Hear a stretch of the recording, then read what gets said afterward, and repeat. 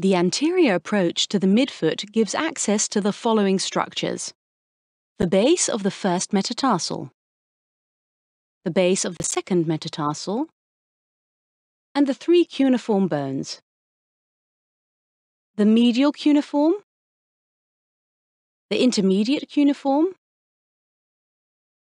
and the lateral cuneiform. The skin is marked between the extensor hallucis longus and brevis tendons, starting directly proximal to the tarsometatarsal joints of the first and second metatarsal and extending distally.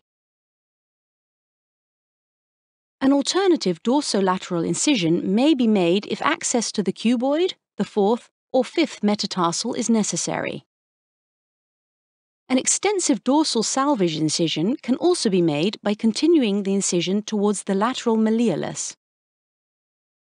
This extensive incision can be useful in cases of severe foot and ankle injury. Short perpendicular lines may be drawn to facilitate wound closure after the procedure. The skin, the thin subcutaneous tissue, and the dorsal fascia of the foot are incised following the previously made marking.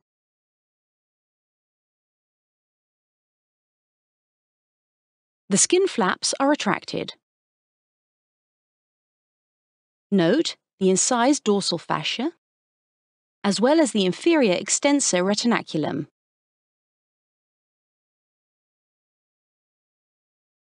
The deep fibular nerve is identified and preserved. The subcutaneous tissue should not be undermined, since in this area the deep fibular nerve divides to provide superficial digital innervation. After identifying the extensor hallucis brevis and extensor hallucis longus, the tendon-free plane of the dorsal fascia is longitudinally incised. Care is taken not to injure the neurovascular bundle consisting of the deep fibular nerve and the anterior tibial artery.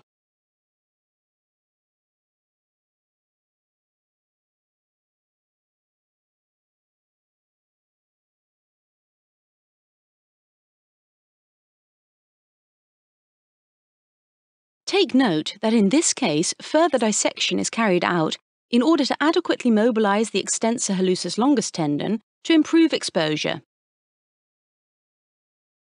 This is not necessary in a live patient due to the healthy tissue. The extensor hallucis brevis muscle, together with the extensor hallucis longus tendon, is retracted medially in order to facilitate exposure. The incision is extended proximally in order to access the cuneiform bones. The first and second metatarsal bones, as well as the three cuneiform bones, are now accessible. The periosteum can now be incised depending on where the pathology is located.